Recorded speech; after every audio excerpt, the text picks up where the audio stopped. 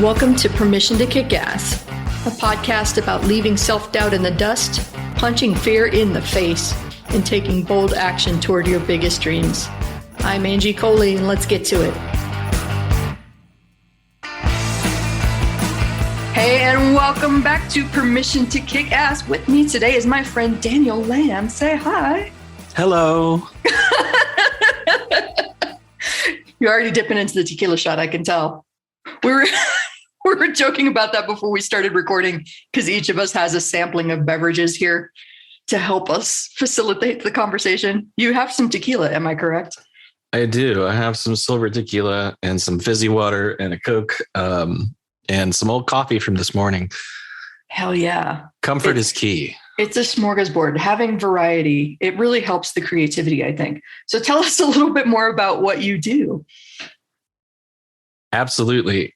So I am a copywriter and a launch person, I guess you could say. I work in the medical space for the most part. I have an agency job where I work with pharma companies on the back end in their B2B marketing efforts to help bring, new treatments to market. Specifically, I work in the HIV space. So we help a drug maker help more people get care for HIV. And in my copywriting business, I also run a small agency. And by agency, I mean, it's me and sometimes some contractors. And we work with clients also in the medical space predominantly. I've recently kind of culled down my client list because I've gotten so busy. So now I really focus on working with just a couple of clients. And right now, those are in the dental space, and we're launching some events, some live events. So really like traditional, like launch stuff, launching live events and using funnels and, the book funnels, lead funnels, things to push registrations for live events, mostly out there in the wild world of Las Vegas, which is pretty cool and pretty fun. It's some of it's new to me and some of it's old hat, and it's always fun. And it's always an opportunity to learn more. I know that sounds like a whole lot, a couple different agencies, your own agency, you're working for another agency. How do you manage all that? With planning and constraints and knowing my limits, really. That has been the key, is to learn when to say no to people. I've become a lot more willing and comfortable saying no about my bandwidth over the last couple of years, having learned that the hard way. Oh, yeah. I think that's totally critical part of the growth process. As an entrepreneur, as a business owner, learning to say no, but not do it in a dickhead kind of way. Yeah. Like there's a way to say, no, I can't do that without making people feel like a piece of crap, right? Oh, yeah, absolutely. And to me, it comes down to just trying to be helpful and be transparent. If I said yes to you, if you're the avatar here, if I say yes to you and I don't have time to work with you, I'm going to give you a crappy product. I'm going to give you bad customer service. It's basically going to be, kitchen confidential nightmares, copywriter style, if I don't prioritize my flow in a way that puts the client first. It's not me putting my income first or my desire to look good in public first, but it's about putting the client first. And sometimes that means saying, you know what, I'm full, but you know what, I know some people who can help you out. Here are some names. Let's have a call. Let's find out what you really need. And let me find out who I can refer you to, because I know a lot of people and they all, have something to bring to the table. I love that, because I think especially on the newer end of the spectrum, people in the creative industries feel like, because somebody wants to pay me money, right? And this is a hard field to break into if you get paid to use your creativity. Yes, I get paid to write. I get paid to paint, whatever that creative thing is. When somebody is offering you money, it feels like a sin to say no. I got to take all of the money while people are offering to throw money at me. Otherwise, I won't have the work. But by the same token, as you mentioned, that's almost like setting the relationship on fire in advance, because you take them on, you're overbooked, and then you deliver something that's kind of half-baked, it's not really your best. They're disappointed. They're upset with you. And it's like, why did we do this again? Yeah, it really opens up, I think, the door to like shine a light on scarcity mindset and fear. because ultimately, if I'm in a state of fear, I'm going to grab everything I can. It's going to be like grocery store on snow day. Everyone's grabbed up all the milk and bread and there's nothing left for everybody else. When in fact, if we trust the process, there's plenty of supply chain in terms of clients and in terms of opportunity for all of us here. Mm-hmm. Why is it that every snowstorm causes a bread and milk shortage? Like, that's the only thing people can think of to weather out the storm. I know. One of my favorite videos of all time is like this video of this woman, and she's kind of country, and the reporter says, "Ma'am, how are you going to deal with this storm?" And she says, "Just, eat bread and desserts and get all fat and sassy." And like, to me, that's what I'm doing when it snows in Georgia. But it, it's really funny you mentioned that, because like nothing else sells out. I guess it's like the other analogies, like COVID toilet paper, right? Mm-hmm. People get weirdly attached to like one thing. If I don't have this, I am not going to survive. Yeah, commodities. Oh man, that's so great. We were talking a little bit before the call about something related to scarcity too, and that's that fear of having to walk away from a client relationship that's not working. So you said that you were fired from a particular client relationship. Is that what happened? Yeah, absolutely. So this would be, let's rewind the clock a little bit here to spring of 2021. I had gotten a referral for a book funnel, and I was, writing and designing this funnel with my team. And, through a series of missteps on my part, I kind of borked the project timeline and sort of displayed some inconsistency. Now, from a values standpoint, what I learned was that the client valued consistency over everything. That wasn't clear to me at the outset of the relationship. However, that consistency, that lack of consistency that I take full responsibility, for, caused me, a lot of difficulty and shame, because I had to, admit my fault to this client, suck it up, give him his money back, a portion of the fees, despite the fact that we had basically finished the project, but it still needed some tinkering. And so that was a hard lesson to learn. And it was a big lump on the head. I mean, I definitely, on the call with him as he was firing me, felt myself shutting down, went into basically what I describe as a panic attack. Like I felt like I couldn't breathe in that moment. I had to turn my video off on Zoom and, like stand up and pace while he was talking at me. It was a difficult thing to process. But it was a really valuable experience too. Interesting. So what made it valuable? The thing that made it valuable is that it was one of those things that happened that really forced me to take my own inventory and to really take a hard look at what went wrong, how it went wrong, and, what were my actions, micro actions over the course of time that led to that moment, that, cathartic moment for him where he was like, okay, I got to get rid of this vendor. This relationship isn't working for me. So, and looking back, the inconsistency for me was responses that were based in fear, really, hey, sorry, we're running late. We'll get this right over to you. And then not being able to follow up and deliver on that, because again, like promises without foresight are essentially lies in the eyes of the client. And so it really is a bad look.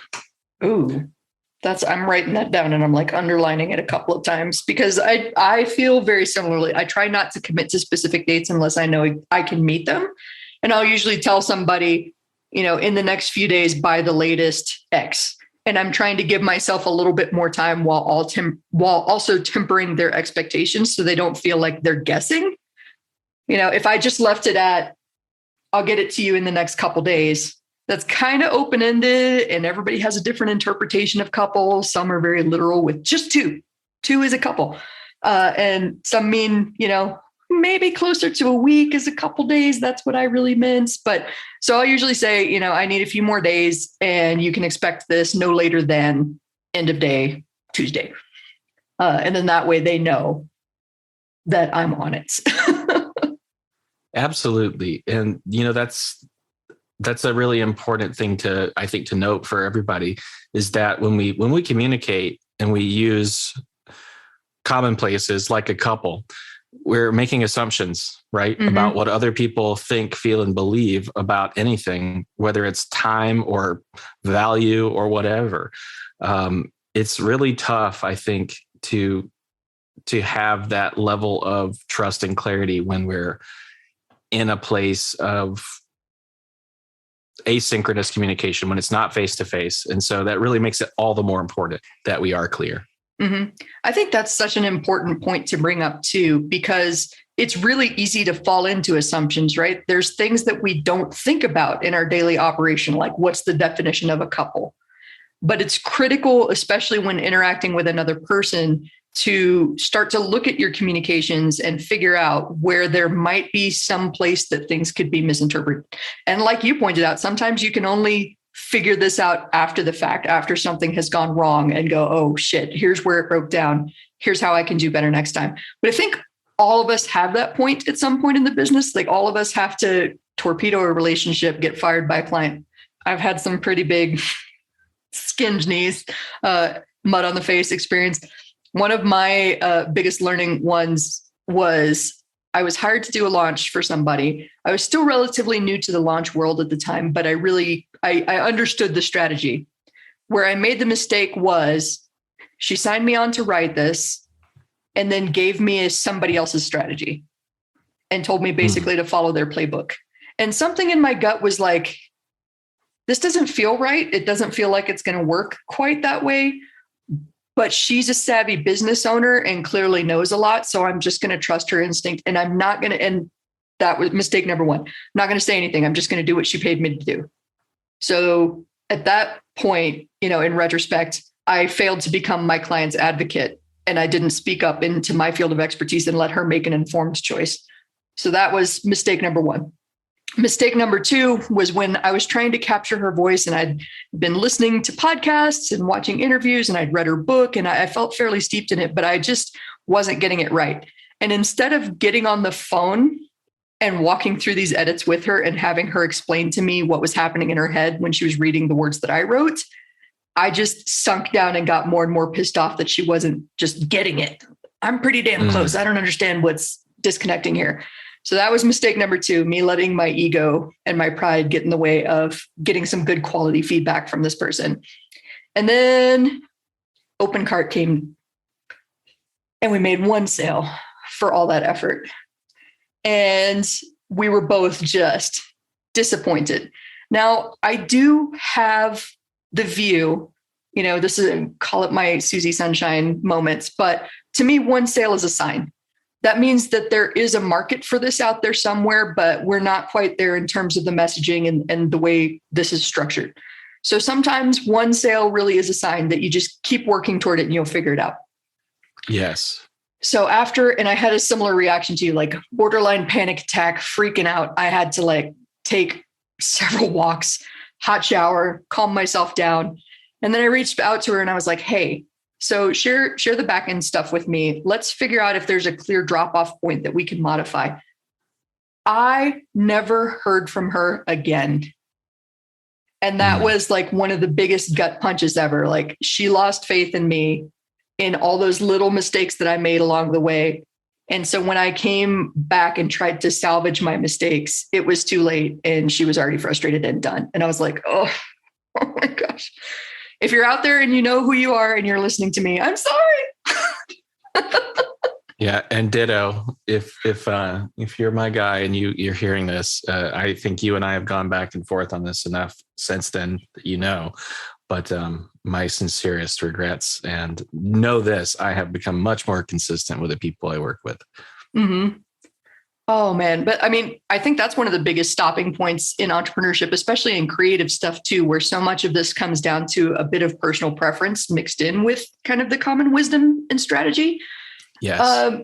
Is really just learning how to have these productive conversations and open it up for differences of opinions and open it up for communication so that you can actually work together toward a goal. But that's like a skill set that has to happen almost, like the failure is almost necessary. And I think every creative service provider I know has had a major relationship implosion like this. Yeah, I value it. And I will say that if I could go back, I would love to say that, you know what, I righted that situation. I saw it coming and did it, the right way the first time. But that said, you can't buy the insight that you win from failure. It's not on sale. Mm-hmm. You can't pick that up in a handy dandy PDF. No, that's one of the PDFs that dies in your downloads folder because you never open it because your ego won't let you open it. Uncomfortable truth file. Disregard. But, that this whole fear of like, I'm going to screw it up. I'm going to have a black mark on my record because that was one thing that I was like really attached. I can't fail because this is going to follow me around like a cloud following around Charlie Brown, and just rain on me and everybody's going to know that I suck if I fail at this one thing. That's not actually what happens in business though. Like you use it to get better. And maybe that one person vents to a couple people and there's a pocket of people out there that think I suck, but that's okay. Cause I'm going to do better with the next one and the next one. And eventually I'm going to do so much good work that the pocket of people that think I'm great is much bigger than the tiny pocket of people that think I suck. And, there's always going to be people that think I suck. Yeah, I think that's the other thing too, is that you've kind of made it a little bit when you start to get some haters out there. There's one thing to be disappointed with the service you received, and it's another thing to just be a hater. It truly is. I think the haters are usually projecting some sort of unhappiness or dissatisfaction with their own life and situation onto you and thinking that like you have to conform to something that they're feeling in order for them to feel better. And that's not true. Yeah. It's like, I'm not happy, so you can't be happy either. I'm trying to entrap you here into my emotional toxicity. That was but when I first advertised the podcast, which I delayed for so long in even starting the podcast because I was scared of what the haters would say, because I knew I'd eventually have some. And I have friends all across the age spectrum, from teens to 60s and 70s and beyond. So of course I did that stupid thing where I'm not really thinking like a marketer. And I'm like, we'll just set the age parameters from like 25 to 65. Fantastic. Wrong. 60 plus year old white men really do not like my ads or my style or pretty much anything about me. But the funny thing is, instead of marking me as spam or anything that would have actually gotten my ads out of their feed, they just commented with like spam. What the hell is this shit? Like angry commentary, trolling, which bumped me up in the algorithm, which was fantastic. And I had this visual in my head of these angry old men sitting alone in the living room when a TV commercial comes on, just screaming at the TV, spam, change the fucking channel, yo. Fake news, lamestream media. So 14-year-old troll Angie came out and started individually replying to all of them and being like, hey, just a small business trying to do great things. Thanks for bumping me up in the feed. And then eventually my friends jumped in and chase the trolls back down to the bridge. Yeah. And then I reset my ad parameters for the next one. But that was a great learning experience. Yeah. Yeah. It's funny. Like, I have a podcast too, and we launched a Facebook group to go along with it. And it's really just an open free group, and people immediately like started talking some trash about one of the people who was involved, like behind their back, and was like calling us like shysters and cash grabbers and stuff. And I'm like, what? First of all, we haven't sold anything to anybody. Second of all, how interesting that you must feel that way. What gave you that impression? Shysters and cash grabbers, when you haven't made a sale, did they share any further thought, or were they just there to vent? Honestly, this was something that like got communicated to my business partner through her husband, who had invited some people to the Facebook group, and like they like flagged him to his employer. It was this whole big stupid thing. It didn't pan out to be anything big or, you know, a problem, but someone saw this community growing up from the ground and decided to say, this is just someone trying to sell something and making it into a negative, painting it in a negative light, which is understandable, I guess, in the sense that, you know, trolls are always going to troll. People are always going to find something to hate on. But Yeah. But when I heard about that, my initial gut reaction was, you know what? F those people. Mhm. They can go row down to the other place. And the other thing, I was kind of excited because I was like, oh crap, we got our first hater. That's awesome. We must be doing something to make somebody feel something. Yeah. You know? Someday when I have the merch store, it's like, I got a hater. I made it. Yeah, I feel like I need a t-shirt that says, ask me about my haters. Mm-hmm. Or like a Sally Field meme that's, you hate me. You really hate me. Like, if you don't have any haters out there, I don't know if you're trying hard enough to succeed in your business. They, you know, you're going to step on some toes in saying the things that you say and thinking the way that you think and processing the way that you process. And when it's with people that you respect that can challenge you to think beyond your mindset and grow, I will say that I was an extremely judgmental, not patient person growing up, didn't have much of a sense of humor, which would probably surprise people that know me because I'm constantly cracking jokes. But I've met people along the way that called me on that in such a way that it forced me to grow. Where I've also met people along the way that called me on it in a way that made me feel small, and I wound up ditching them instead of growing.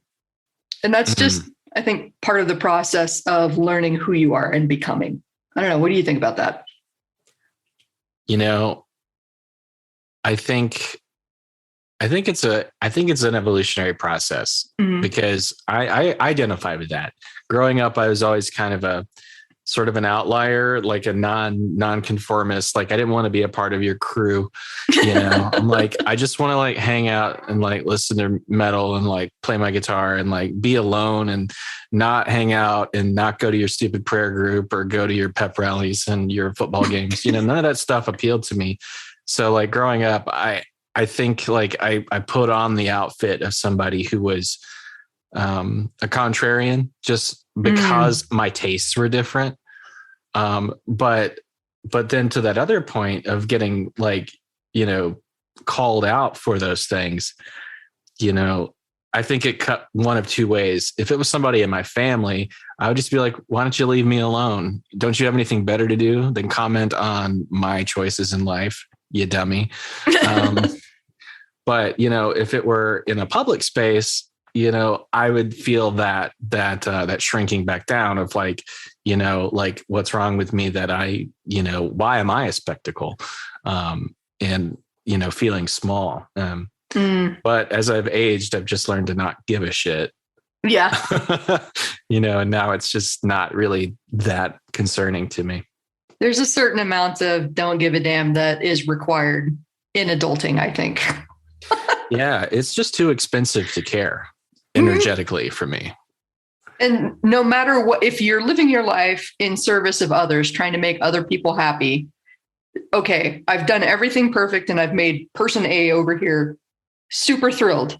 And I've pissed off person B in the process of living up to what person A expects. And then person C doesn't really care, but as soon as I change to impress person B, they're going to be pissed off. So it's like, there's no point in living to try and make everybody else around you happy. They're never going to be happy. So trust that your core group of friends and family, those people that you have invited to join you in the privilege of being part of your life, get you for who you are, understand your intentions, even when you put your foot in it. Because trust me, I put my fucking foot in it a lot. I have a big mouth. I say things without thinking. My best friend jokes that if I have a filter between my brain and my mouth, it's set to the size of small dog. So everything the size of a small dog is getting through that filter. It is not slowing down at all. I put my foot in it and then I see people's faces change and I go, oh shit. I said something wrong just then. First of all, I apologize. I'm really sorry. I'm going to do better next time. And then we move on. I think I have the opposite end of that, or the opposite version of that, which is like, reserved to a fault in a lot of scenarios, where I'll be thinking all the thoughts and having all the opinions, but I never say it. That you probably get into a little bit less trouble than I do with that approach. Yeah, I would say less trouble with other people, but getting into plenty of trouble with myself for not speaking up when something rubs me the wrong way, or when I just think something needs to be said. Ooh, interesting. Okay, so that's a shiny thread that I would like to follow. Are you open to pursuing this line of thinking? Sure. Okay, so tell me more about that, like being frustrated about not speaking up about something that should be said.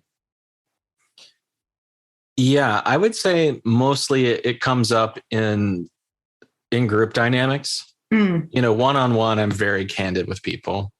Mm-hmm. But when there's a group dynamic happening, I really don't want to draw attention to myself, like in a group where there's an established power dynamic and an established sort of like pecking order. Mm-hmm. I think that kind of goes back to that initial sort of like leave me alone mentality of growing up as a kid with black t-shirts and, metal music. There's a social anxiety behind it for sure. It's interesting because we have a lot more in common than it might appear. So I have always been a metalhead. You have seen me in person. We've met and hung out and had drinks. I'm covered in tattoos. Obviously I drop the F-bomb fairly frequently. And it seems like we almost process things in different ways, where mine was to get more outgoing, to attract more people, to kind of become the center of attention, and yours was to withdraw. Is that accurate?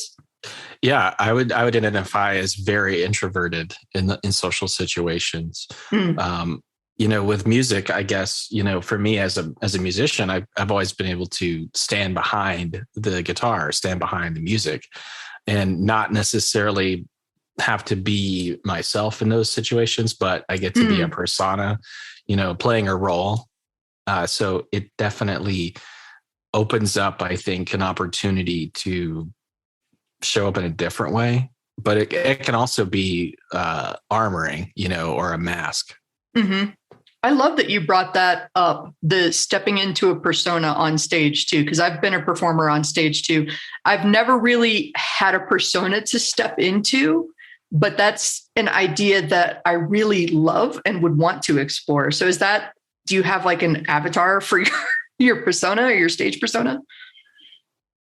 Yeah, I would say so. And I think it's also the same kind of persona that I bring into like work environments and stuff where people are looking to me as some sort of authority on a topic. It's more about, I think, about posture and body language and energy and like the way I show up. Because I guess, my sort of resting posture is very like sort of closed body language, but my performance posture and like if I'm going to speak or I'm going to teach or I'm going to do anything, it's usually I'm standing and I'm open and, I'm making myself bigger, not smaller, yeah, it really is a contrast. And what I've noticed that a lot, having started to do more work around like sales training and speaking and stuff, because really a lot of it is about body language and leaning in and, creating those dynamics with other people. But for me, it is still a persona. It's like turning it on and turning it off, like it's still not natural. I know how to do it. I can do it. I think I'm getting better at it. But it's still strange in the sense of like, there are multiple versions of me or multiple realities. I don't know, not to get into the Mandela effect and, parallel universes, but, there are these multiple truths of like who I can be in a given situation. I've thought about that in the past too. Just there are people who have come across me and they've heard one thing that I've said in public at an event, and they've formed a certain opinion of who I am as a person. Then there are people that have known me for 20 years and they know all of the fears and anxieties that pop up behind the loud, brash personality. And they have a completely different perspective. And in between those 2 points, there are people that have had infinite different exposures to me at any given level, on a good day, on a bad day, in person, on an event, when I'm already feeling some sort of way from dealing with the assholes. Wherever I happen to be, I'm frustrated, so I'm reacting poorly. And all of those people have some version of the truth of me, but not the entire truth. And I've always found that really interesting, that no matter how hard I try to like shape and control that image, there's still like 5,000 Angies out there. 100%. You know, the other version of this that I've heard, it's like a parable from Buddhism, which is there are 5 blind monks. And they're all standing around an elephant, and they're touching the elephant in different places. One's touching the nose or the trunk of the elephant. The other one is holding the ear. It's very thin. One's, touching the hoof, and it's very hard. And one's touching the tail, and it's all ratty and little and weird.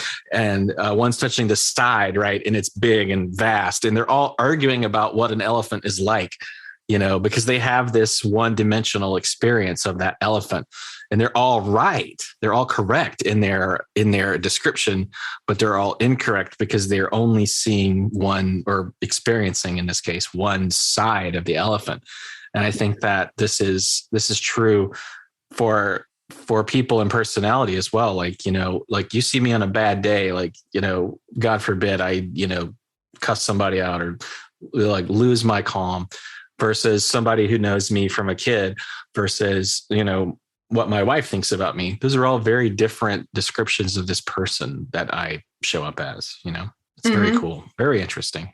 I think it's brilliant that you brought that up, because that's another thing that I've spent some time thinking about too, this perception of reality, especially in kind of as charged politically as things have been lately. And I'm not going to go into politics, so don't worry about that. But, I've heard thrown about like, there's your side, there's their side, and there's the truth. Like, actually, there's about 100 more sides than that. Yeah, it's really like an infinity mirror where you just see all sorts of fractalated like versions, because it's impossible to get down to fundamentals when there's a lot of distortion happening. Oh, yeah. And everybody's blind, and everybody's standing at a different section of the elephant. Somebody's sitting on top of it, and they're all arguing about what's right, but nobody can see the full picture. And that's why bias is so important to understand. Tell me more about that. I think when we look at things like, one of the things that I'm really interested in is like sort of the angry commentary between generations of people, like the okay boomer thing versus millennials are ruining everything versus Zoomers are just weird. We don't get them. And like, the next generation, whatever it is, generation alpha, the people who've been born in the last 15 years, we're all interacting with our version of truth from the standpoint of our experience set. So a boomer, someone who was born, after, World War II, and having grown up in the 50s, 60s, 70s, versus Gen X versus millennial versus whatever, we've all lived through different circumstances. We all have different points of view. So it's impossible, I think, for one to fully understand the other. It's just not, you can't replicate given circumstances. You can't go back in time. You can't be born into a world of technology if you grew up with rotary phones. Like those given circumstances, this sort of experiential set that we all show up with it's not mutable, other than through communication and an attempt to understand. But you know what I mean? Like these biases are created through circumstance. And there's so many other layers to that. It's not just generational. It could be, class, economics, race, nationality. There's so many different filters or levels of consciousness and awareness that make us who we are, that, to say I totally get you would be really inappropriate for me to say, because I mean, like we may have so many things in common, but we have so many things that are unique about ourselves that no one else really ever fully grasps. Mm-hmm. I think, that ties in perfectly to what we were talking about earlier with the assumptions that we make, right? Because we're coming in with our background, our experiences, our little stories that we've picked up along the way from society and from our friends and family. And the people around us don't have the same stories and they don't have the same perspective. And I've laughed before because, of course, they can't see me since we're not sharing the video here, but you and I are looking at each other. Sometimes I feel like somebody's grabbing my head and turning it just like 15 degrees to the left. And I'm like, oh shit, I didn't see any of that before. Wow. Now my world is that much bigger. So I don't know, going from this kind of tunnel vision that I had growing up, because I was, I'm a Southern, poor, white girl from Texas with a rural background and certain prejudices that I have since grown out of largely, I like to believe, still working on it. Certain assumptions and what disturbed me about my upbringing was just this notion of us and them, which I think is still very prevalent. But like anybody that had a very different life circumstance from me, I wasn't somebody that I really wanted to associate back then. Whereas these days, I actively seek out people from diverse backgrounds from all around the world. I like to think that I have friends all around the world. I don't know. My friend from New Zealand the other day said he listened to the podcast and I was like, what? Yeah. Well, one of your friends from California was listening to your podcast today. I was just chatting with Matt Hall on Slack earlier, and he said to say hi. Oh, hi, Matt. Literally like an hour ago. So we do have friends all over the world. Mm-hmm. That I think makes this an even more beautiful time to be alive, despite all of the stresses and the amplification of the voices and the anger. I think when I set out on the road, there was a lot of fear, especially from my family, not only for COVID and pandemic and whatnot, but just this idea of if I go to different places, especially traveling solo as a woman, that there's going to be, some dangerous or some risky situations. But I've in fact found the opposite. Aside from one situation in Memphis where I was convinced my closet was haunted, and then I heard a lot of loud noises. A lot of loud noises next door that had me briefly thinking that, there was a robbery in process or something. It turned out to be children being very loud. And I don't know how anything didn't get broken in there because it was very, very loud. But yeah, that night I thought I might die. But it was children and ghosts in the closet. Aside from that one spooky night, everybody I have met along the way has been fantastic. We find something to bond over, whether it's find something local to do or jump off of things or climb things, because I've got certain adventure buddies that like to do that, to let's go eat all the food. That's how you and I hooked up in Atlanta. We met up with a group of other foodies. And I had foodie copywriters here in Atlanta. That was fun. Foodie copywriters. I still wish I had gone with my initial instinct, which was what you had ordered. I ordered this like squid ink pasta, but what you ordered was phenomenal. I think what did I get? I don't remember what it was now, but it was good. Some sort of steak thing, I think. Oh yeah. It was like steak medallions and like some like fingerling potatoes or something. I'm going to have to go have dinner after this. Samesies. I am now hungry. I'm officially hungry. I might need to go get takeout from Muss and Turner's, aka Eleanor's. I think you went there when you were here. I did. Oh, that place. It was just so delightful. I find a lot of joy in absurd things. And I really love the idea of walking in and asking somebody if I can walk into their refrigerator. Like, hey, is Eleanor here? And then somebody opens up a refrigerator door and it's not a refrigerator, it's a speakeasy. Woohoo. Yeah, I that's love pretty that. fun. That is pretty fun. I love that. And I mean, to get back to kind of the original rants, which I love these shiny circular paths that we follow. Like there's a certain kind of magic in deliberately exposing yourself to somebody that may or may not agree with you, to approaching something with, I don't want to say open mind because that sounds a little bit cliche, but like a willingness, right? To just talk to another person. Yeah, I would say I don't like the word open-minded either because I hate cliches. I'm just like, no, you fucking dummy. But I do like the idea of curiosity. Oh, yes. Like, I'm just curious to know like what somebody believes, how they operate, what they think. I mean, as a copywriter, that's kind of my job, is to kind of figure those things out and to be interested. Mm-hmm. Oh, I like that. To be interested versus interesting, which I think a lot of people get kind of wrong in the TikTok era. Look at me. Which is interesting in and of itself, because I think, Dale Carnegie's like advice to be the most interesting person in the room, just ask good questions and shut up. Mm-hmm. I mean, like it's pretty simple. But it really is just being interested. Mm-hmm.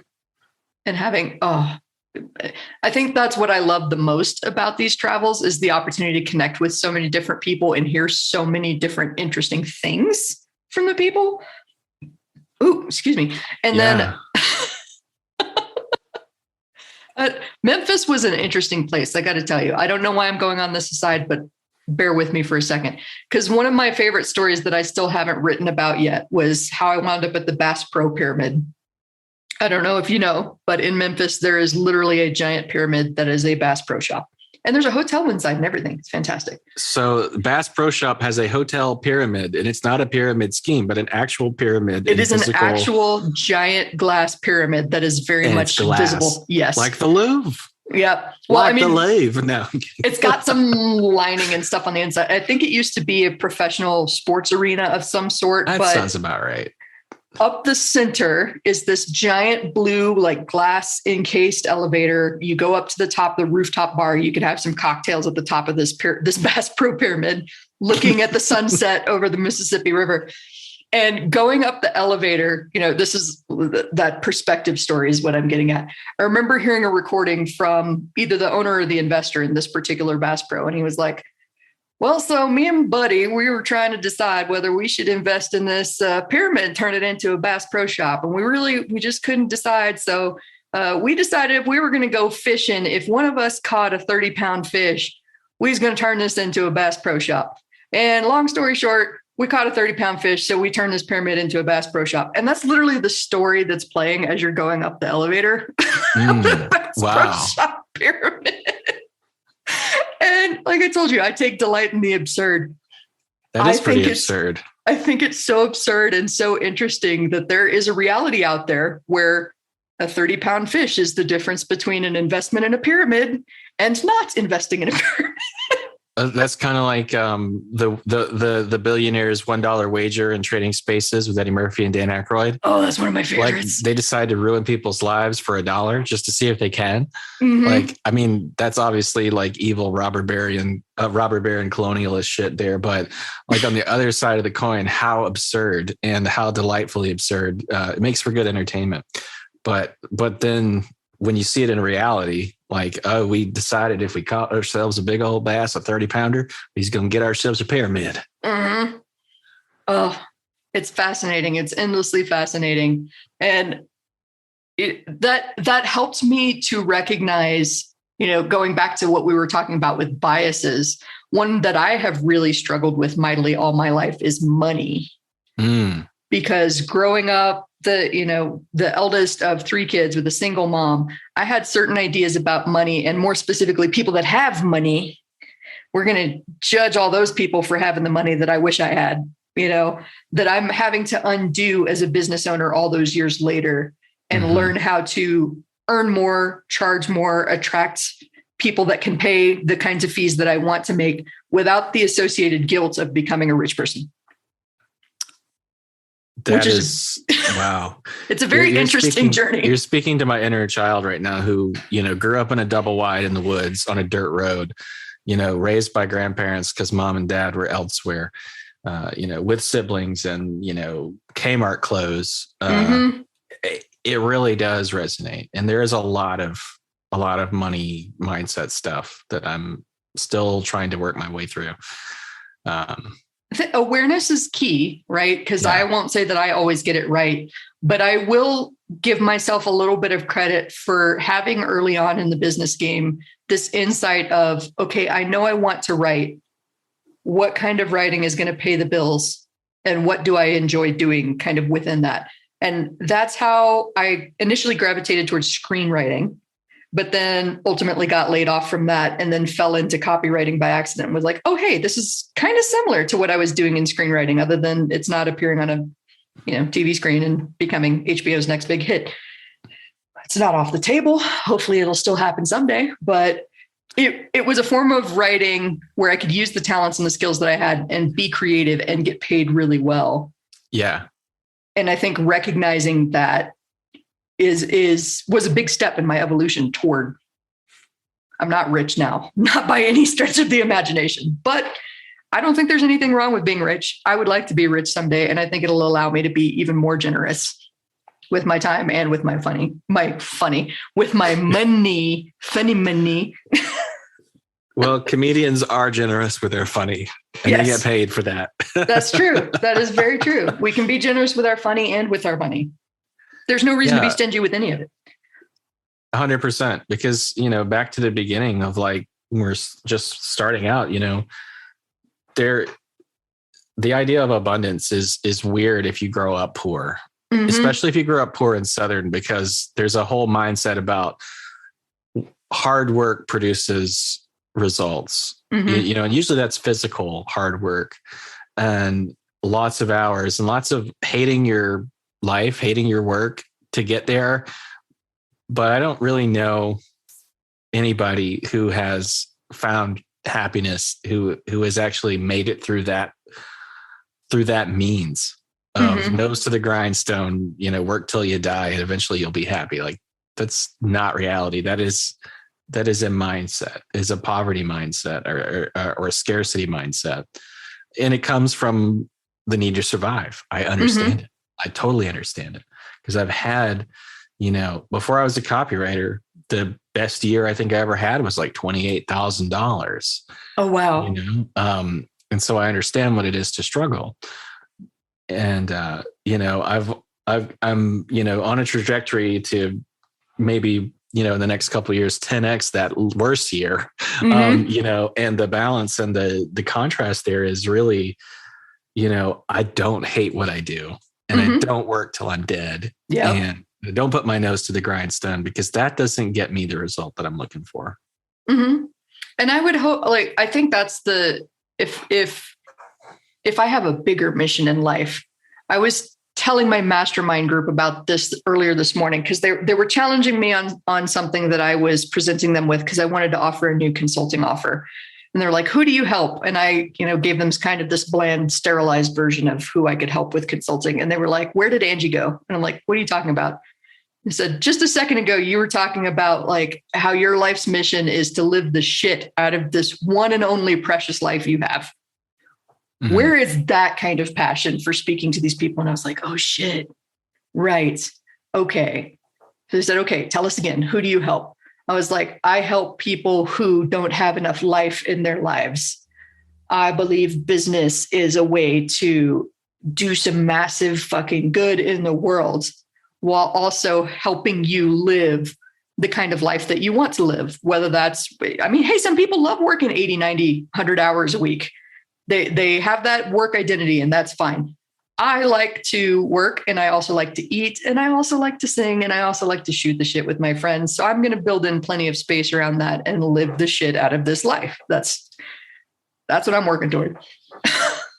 Yeah, I love that. And that's kind of, I really don't like the idea of, having like New Year's resolutions, and we're recording this in January, and like, this, or the idea of like, having like such like specific goals that I have to hit this number this year or do these things. But what I will say is that like, for me, like one of the things that kind of came up, as I was thinking about setting my intentions and like sort of imagining the year I want to have, is that I don't want to be so concerned with trying so hard to get to a goal. I do want to remember to live the shit out of my life as well. So it's like, otherwise, why am I doing any of this? What's the point? Exactly. What's the point? And it's interesting to me, because I think when I first started out, going back to that kind of the poor mentality, I was very hesitant to spend on anything for my business, because it was like, will I get a return on my investment? And I see that a lot now with beginning entrepreneurs. I can't invest in this unless I know I'm going to get a return. I've thankfully grown to the point in my entrepreneurial journey where I understand that one good executable idea from any investment I make usually pays for that investment, whether it's $25,000 or $25. And so recently I made an investment in like a $300 financial course. And the one good idea I got out of there, I think is really going to be the key to helping me undo a lot of the scarcity mindset I have, which was, he said, and this was a money mindset course, so this will be relevant, but he said, you can only cut back to a certain point, but the amount that you could potentially make is infinite. Yep. 100%. And that was like, I felt like somebody reached through the screen and slapped me in the face. Like I realized how every time, business slows down, or if a client and I don't get along, or a promo doesn't go well, that I go right back to poor kid mode. And I'm going to cut spending. I'm going to save my money. I'm going to hoard all my assets. I'm going to build up a wall around me. And I'm going to wait until it's safe to come out again. Yeah. What a mirage that is, right? The concept, the illusion of safety, right? That anything is ever truly safe, or that anything is ever truly solid. Like that's a lie. Mm-hmm. Some shit could go down and wipe it all out. It could happen. And so like we get into these weird little, foxholes with our mindset where we're like, clinging to our sense of safety to feel better, to feel okay. And, like if your fists are closed, you can't receive anything. Oh, I love that. I love that so much. And I totally agree with you on the New Year's resolutions things too. Like, even though I have this idea fresh in my head, the amounts that you could potentially make is infinite. Okay, I'm on board with this. I'm still not going to set a number this year. I have a target I'd like to hit, but if I get anywhere close to it, I'll be happy. Instead, what I'm focusing on this year are my words. And I have 2 words: commitment and joy. And commitment comes from doing the hard work that produces results, even when you're not seeing results, which is why I'm trying not to tie to that number that we talked about. But commit to doing the work, to trusting the process, and to showing up, and to doing it with as much joy as humanly possible. And then we'll just see how this year turns out. A couple of my words, I love that, because I think that commitment is one of them. But I think it's also, for me, it's consistency. For me, one of the things that I struggle with is ADD, ADHD. And so like consistency is tough, and consistency is simultaneously the problem itself and the antidote. It's the problem that inconsistency created, challenges and even failures in 2020, 2021. But the antidote is consistency. And the more that I lean into being consistent, the more that infinite possibility opens up, Well, like how much can I make? I don't know.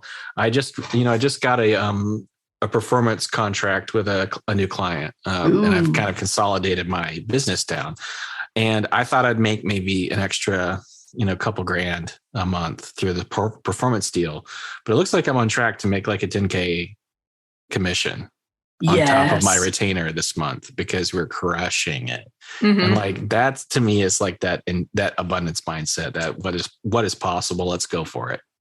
Let's go. Let's run towards it. See, and that's, I think, a critical part of that mindset too, that abundance mindset that you're talking about. But I know so many people, especially in our field in writing, that they would be intimidated by a performance kind of thing. Yeah, because what if it doesn't work out? What if it doesn't work out? Or, I go back to one of my biggest wins, which was when I was still in retail. I wrote a 3 email sequence that made $8.4 million. And it was like, how mad, granted, I wrote it on salary, so it kind of doesn't count. But if I'd been a freelancer and I charged like $300 for those 3 emails, I would be pretty fucking pissed to find out that my client made $8.4 million and they didn't value my work as more than $300. Yeah, 3 emails, $100 a piece that generate $8.4 million. Like that's the kind of like I guess sob story, horror story that people who preach royalties would talk about. I had those things in the agency world when I was at my first job, where we were doing like little SEO things for a big clothing retailer, and we helped them hit we helped them go from like 16 million to 26 million in organic revenue one year. Oh shit. And we hit all their goals. And, it was just like, it was a team effort. I can't claim it, but, and I was on salary. So I was making my 40 something K a year as an agency copywriter. But I was like, when I heard that we hit our goal for that client, I was like, damn, there's money in marketing. That's part of it. 7 years ago. I was like, holy crap. Like there's a lot of like value in what we do. Creating assets that could be used over and over and over again to generate money. And that's how I think most long-term successful business owners think, is in terms of creating assets versus, one-off repeated over and over infinity. That was kind of my come to Jesus moment after that email did so well. And I went and asked for a raise, and they were like, no matter what you do, you can't get more than 6%. And I was like, I just paid for the creative department salary. Like what? Yeah. And that was a team effort too, but still like the whole department's paid for, man. Come on. No. Yeah, it's crazy. It's crazy. When I was getting onboarded at my day job, I learned that this agency charges, an hourly retainer rate with a client, but like a big presentation deck, could cost the client over $100,000, maybe over $200,000. And I was like, wait, someone can make a PowerPoint for $200,000. What the fuck? You know what I mean? Like just my mind just blew into a whole nother dimension at that point. I was like, wait a second. And that's my beliefs need changing. Oh yeah. And I go through that with so many of my coaching students too. And I'm like, really, just pick a number. And they're like, wait, but I can't charge that much. The market won't bear it. I'm like, there are people out there that'll pay $500 for a fucking hamburger because it's got like gold flakes and Kobe gold beef flakes and Wagyu from Japan. Like they'll pay $500. So you've just got to decide to be the person that charges $500 for burgers and then go figure out what a $500 burger looks like. Yeah, it's so true. It really is about the belief that my own belief that what I'm providing is of that value. And that's hard to get to. That's hard to teach. It's hard to learn. Yeah. But if I truly believe that what I'm selling is worth $100 or $100,000, if I really believe it, then I feel like I can go out there and make it happen.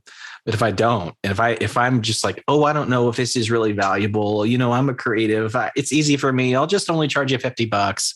Like if I entertain that belief on the long term, I will stay at $50. Well, and I think, there's an appropriate, let's take this burger metaphor as far as we can, right? So if you're getting yourself a frozen McD's patty and a cheapo half crushed bun, and you're trying to sell somebody a $500 burger that looks like something they could get off the dollar menu, of course they're going to resist you. The difference is they went out and got the expensive ingredients and they put it all into the burger, and they spent money on making that $500 burger. And then they went out and sold it for $500. And that kind of investment in the actual value of it, I think counts for something too. Yeah, it costs, you know what they say, it takes money to make money, but it does take money and investment to create an experience for people. Like if you want to be like the ultimate white glove copywriter or agency, like you need to invest in your processes and in your deliverability and like all the things that make that white glove. You can't do it with, a Gmail account and a Google Doc and some stick figures. Like you need some to make that robust and to make it good. There was somebody I think it was that same finance course that I bought recently, but he talked about the perceived value that you have with people versus the actual value. And so like that, we're running a little long, so I'm going to end it on that. But just remember when you're starting your business to the actual value of something, the actual dollar value is often different from the perceived value that somebody gets out of this. It doesn't matter to me if it took you 5 minutes to come up with a solution, if you solved a $5 million problem for me in 5 minutes. Amen. So yeah, we're going to leave on that. Tell me a little bit more about how to find you on the internet. Well, Google's pretty smart, so you can Google my name, but you can also go to my website. It's hollandcreative.io, or you can find me on Yield, Instagram, or Facebook. My name is Daniel Lamb. My Insta handle is Hey Daniel Lamb. Fantastic. It has been so much fun talking to you. We're going to have to do a part 2 because I have a feeling we could talk about a lot. Yep. I have the feeling that we could go on for another 90 minutes. Yes. Easily. Thank you so much for coming on the show. We'll have to do this again soon. Thank you for having me. So that is it. Another awesome episode of Permission to Kick Ass on the books. If you want to know more about the show, if you want to know more about me, Angie Coley, and the mission I'm on to help entrepreneurs punch fear in the face and do big, bold things, then head on over to permissiontokickass.com. That is all one word together, permissiontokickass.com. Make sure to sign up for my email list so that you know whenever there's a hot, fresh, and ready podcast episode out for you. And also on Mondays, I like to send out a little newsletter called Kick Monday's Ass. I'm sure you're totally surprised by that. So thank you for being here with me today. I'm Angie Coley. Make sure that you share this with a friend that needs to hear this message today. Like it, share it, comment wherever you're listening to this today, and let's go kick some ass.